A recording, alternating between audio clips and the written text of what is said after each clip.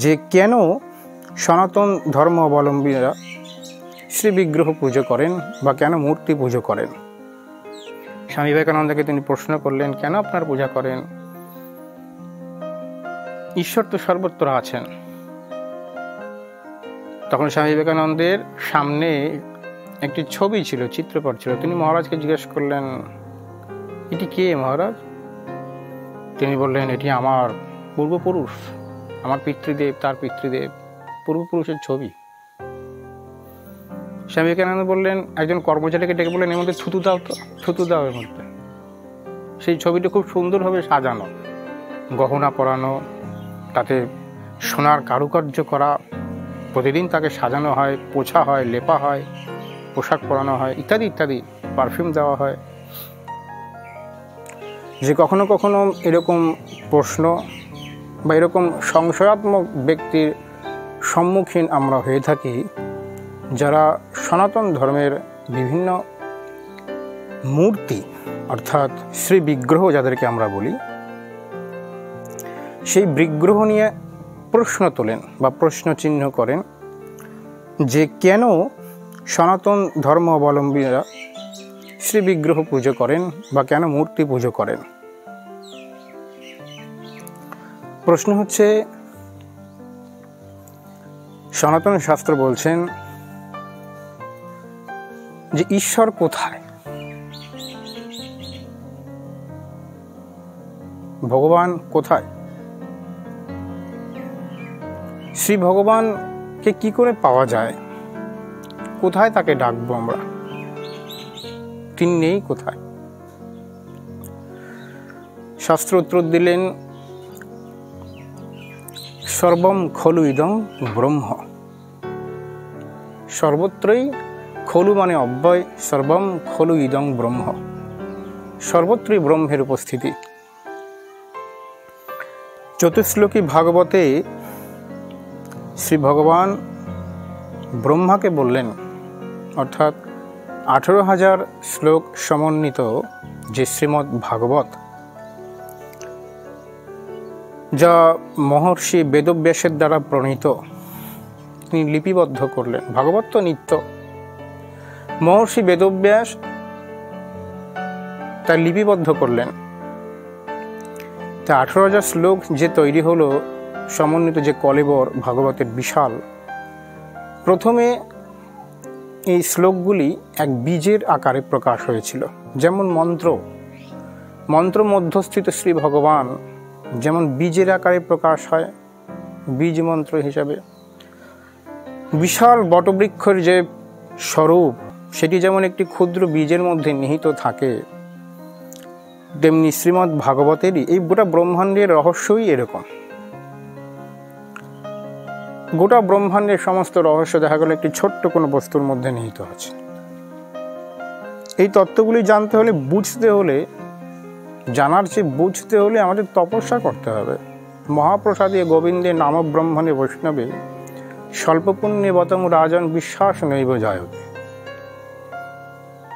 অর্থাৎ শ্রী ভগবানের মহাপ্রসাদে সাক্ষাৎ গোবিন্দ তত্ত্বে নাম ব্রহ্মকে বুঝতে হলে, নাদ ব্রহ্মকে বুঝতে হলে এবং বৈষ্ণব এবং সাধুকে চিনতে হলে বলছে স্বল্প পুণ্যে বতং রাজাং বিশ্বাস নৈব জায়তে। যারা স্বল্প পুণ্য বিশিষ্ট তারা বিশ্বাস করতে পারবে না, সেই যোগ্যতা তাদের মধ্যে থাকে না। তো প্রশ্ন হলো, আমরা সেই আলোচনার মধ্যে প্রবেশ করি, শ্রী বিগ্রহ কি, মূর্তি পূজাই বা কি? কেন সনাতন ধর্ম অবলম্বীরা মূর্তির মধ্যে শ্রী ভগবানের উপাসনা করে থাকেন? আসলে একটি কথা আছে, যেটি হলো আমরা ব্যক্তির পুজো করি না, ব্যক্তিত্বের পূজা করি। প্রথম কথা, অর্থাৎ ব্যক্তিত্ব, তার মধ্যে যে ব্যক্তিত্ব, যে সত্তা, যে তত্ত্ব লুকিয়ে আছে, সেই তত্ত্বের আমরা পুজো করি। আমাদের প্রত্যেকের দেহই এই পার্থিব সমস্ত জড় পদার্থে নিয়ে গঠিত। প্রত্যেকটি প্রাণীর, প্রত্যেকটি জীবের সনাতন শাস্ত্র বলে এবং গভীরভাবে যদি মনন আমরা করি, প্রকৃত যারা বুদ্ধিমান, যারা প্রকৃত মনীষী অর্থাৎ মনন করতে সক্ষম, তারা এটি বুঝতে পারবেন যে সনাতন ধর্ম যে আত্মতত্ত্বের কথা বলেন, অর্থাৎ এই দেহটা আমাদের সব নয়, দেহ মধ্যস্থিত আত্মা তার কর্মফল অনুসারে এই দেহটি ধারণ করে। এই দেহটি 5টি তত্ত্বের সমন্বয়ে গঠিত: জল, অগ্নি, বায়ু, পৃথিবী এবং নভ, ক্ষিতি, অপ, তেজ, মরুত, ব্যোম।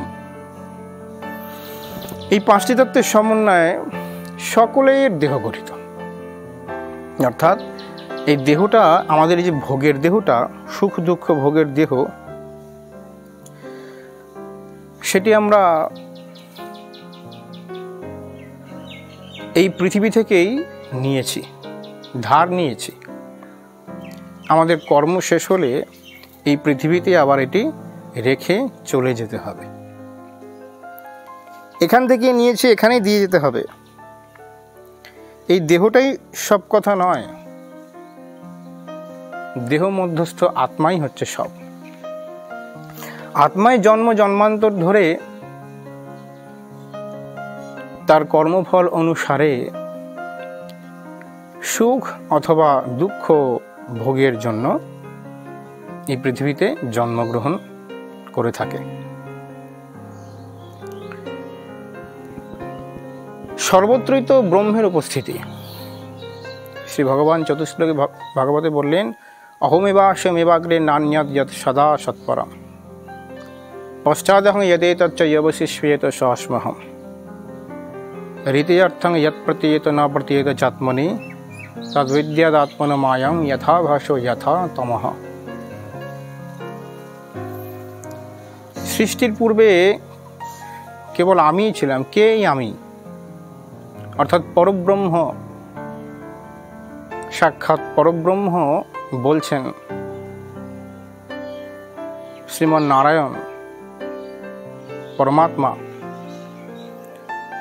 যে এই সৃষ্টির পূর্বে কেবল আমিই ছিলাম। অহম একম এব দ্বিতীয়ম। যখন আমারই ইচ্ছা হলো যে নিজেকে বহু ভাগে বিভক্ত করে আমি এই সৃষ্টি রচনা করি, তখন তিনি বহু ভাগে বিভক্ত হয়ে সৃষ্টির প্রতিটি কণায় কণায় তিনি বর্তমান। তিনিই আছেন। যা কিছু আমরা দেখছি সবই তিনি। যা কিছু আমরা দেখতে পাচ্ছি, যা কিছু আমরা উপলব্ধি করছি, সবই তিনি।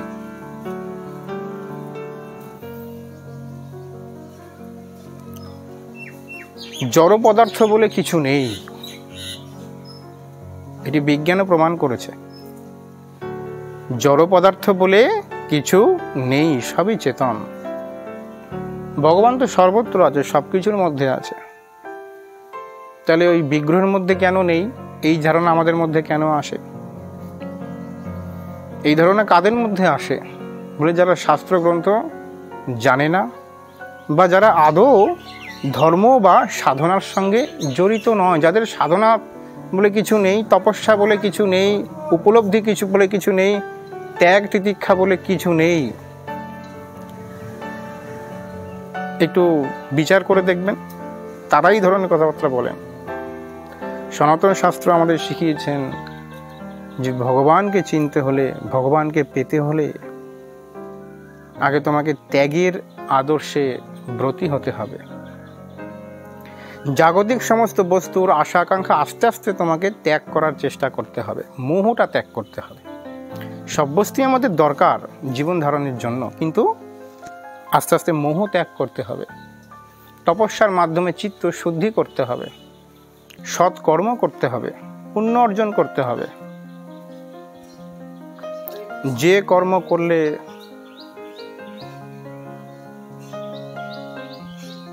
কর্ম করলে অন্য কেউ সুখী হয়, অন্য কাউকে সুখী করার যে কর্ম, সে সকল করতে হবে।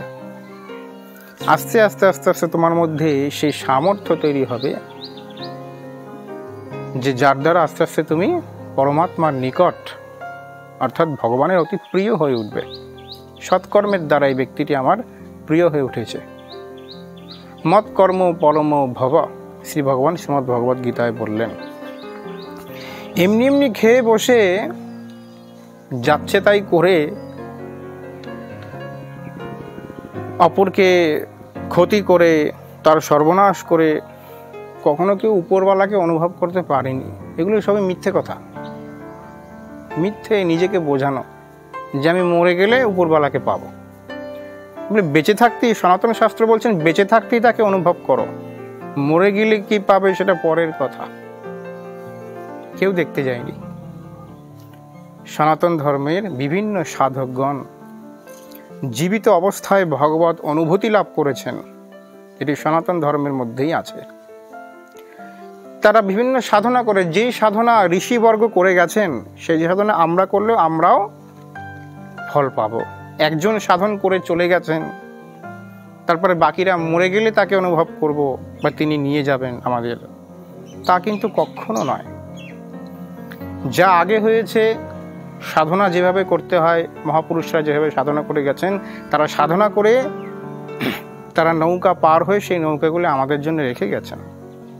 সেই মন্ত্র শক্তি, সেই বীজ আমাদের জন্য রেখে গেছেন। এখনো ঋষিরা তপস্যা করছেন, তারা অনুভব করছেন।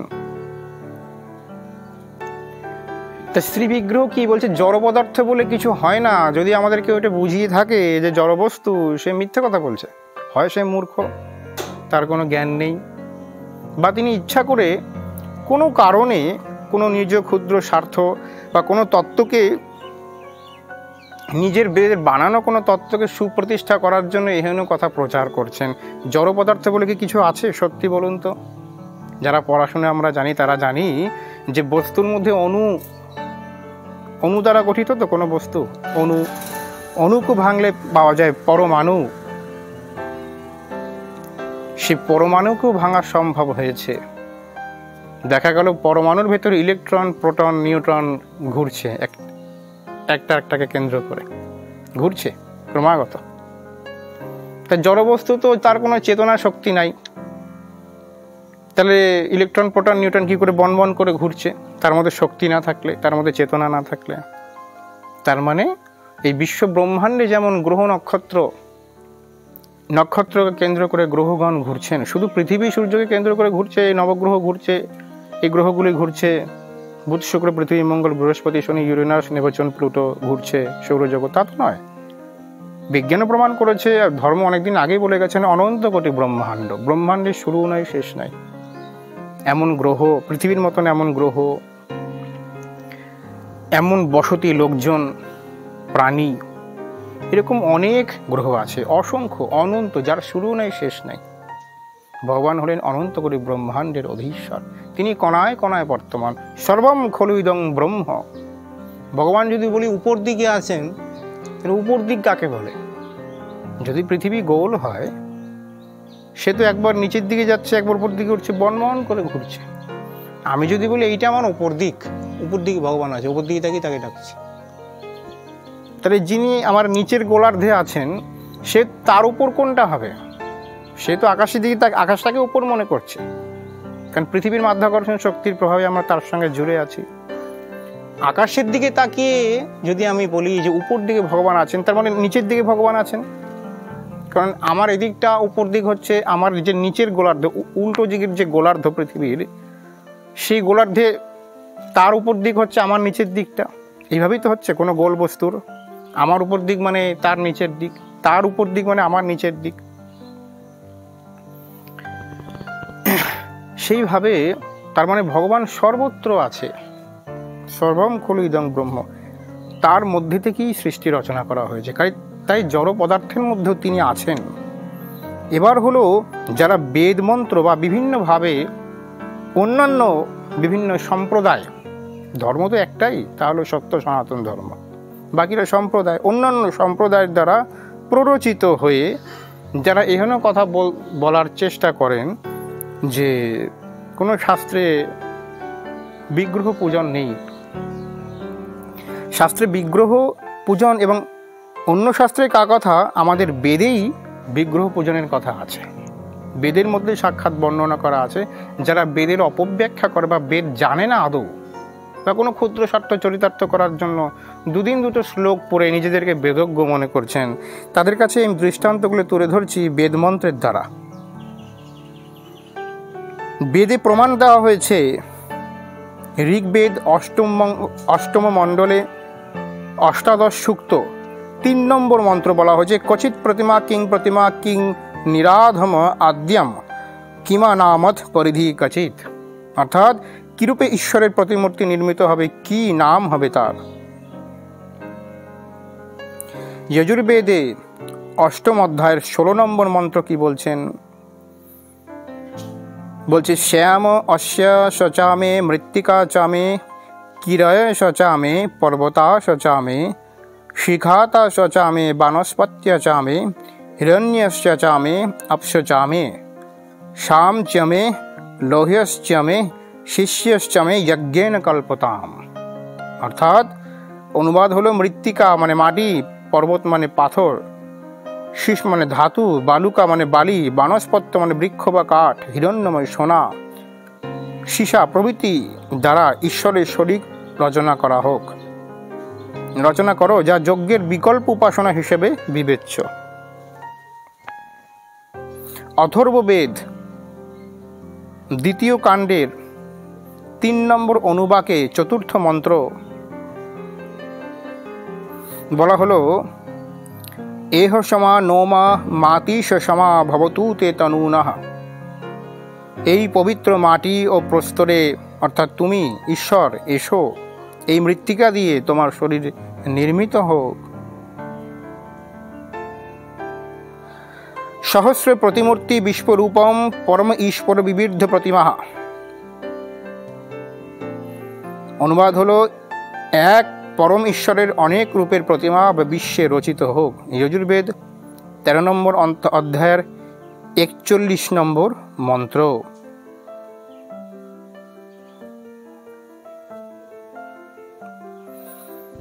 এমন অসংখ্য উদাহরণ আছে যারা শুধু বলেন যে বেদে নিরাকার পরব্রহ্মের উপাসনার কথা বলা হয়েছে। নিরাকার শব্দের অর্থ শুধুমাত্র নেই আকার যাহার তা নয়, নির্দিষ্ট কোনো আকার নেই যাহার, অর্থাৎ সব আকারের মধ্যেই তিনি আছেন। যে যথা মাং প্রপদ্যন্তে তাং তথৈব ভজামি অহম। স্বামী বিবেকানন্দ একবার যখন তিনি পরিব্রাজন করছিলেন, এক রাজা স্বামী বিবেকানন্দের সামনে প্রশ্নই করেছিলেন। স্বামী বিবেকানন্দ বললেন যে, হে মহারাজ, আমি নিজে অদ্বৈতবাদী, অর্থাৎ আমি পরব্রহ্মের উপাসনা করি, আমি মূর্তির উপাসনা করি না, কিন্তু আমার শ্রী গুরুদেব ঠাকুর শ্রী রামকৃষ্ণদেব পরমহংস চূড়ামণি, তিনি সারা জীবন মা করে গেছেন, মায়ের উপাসনা করে গেছেন, তার দ্বারা আমি সৃষ্ট, আমি অদ্বৈত উপাসনা করছি, তিনি আমাকে অদ্বৈত মন্ত্রে দীক্ষা দিয়ে গেছেন।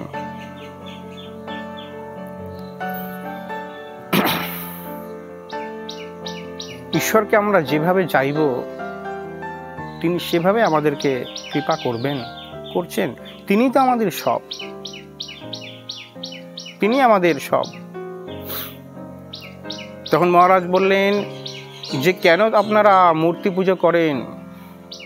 মূর্তি হলেন ঈশ্বরের প্রতিভূ স্বরূপ, প্রাণ প্রতিষ্ঠিত বিগ্রহ মধ্যে দিয়ে ঈশ্বর সেবা গ্রহণ করেন। আসলে আমরা তো শব্দ স্পর্শ রূপ রস গন্ধ এর মধ্যে আছি, ডুবে আছি, পঞ্চতন মাত্রা। তো আমাদের সামনে ঈশ্বর যখন আমাদের নিজজন হয়ে আসেন, তখন তিনি নিজেকে আমাদের মতন করেই প্রকাশ করেন। অখণ্ড অদ্বয় তত্ত্ব, সে তো তত্ত্বে সুপ্রতিষ্ঠিত। আমরা তো আত্মা, আমরা অখণ্ড অদ্বয় তত্ত্বরই অংশ। আমাদের যেমন দেহ আছে, আমরা যেমন আত্মা, আমাদের যেমন প্রত্যেকে আলাদা আলাদা বিচার আছে, তেমনি দেব দেবী ঈশ্বর এনারাও দেহ ধারণ করে আসেন আমাদের কাছে,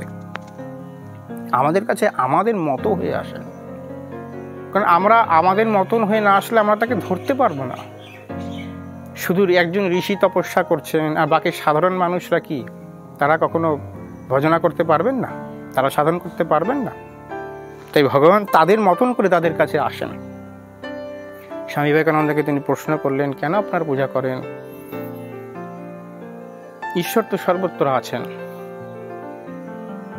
তখন স্বামী বিবেকানন্দের সামনে একটি ছবি ছিল, চিত্রপট ছিল। তিনি মহারাজকে জিজ্ঞেস করলেন, এটি কে মহারাজ? তিনি বললেন, এটি আমার পূর্বপুরুষ, আমার পিতৃদেব, তার পিতৃদেব, পূর্বপুরুষের ছবি।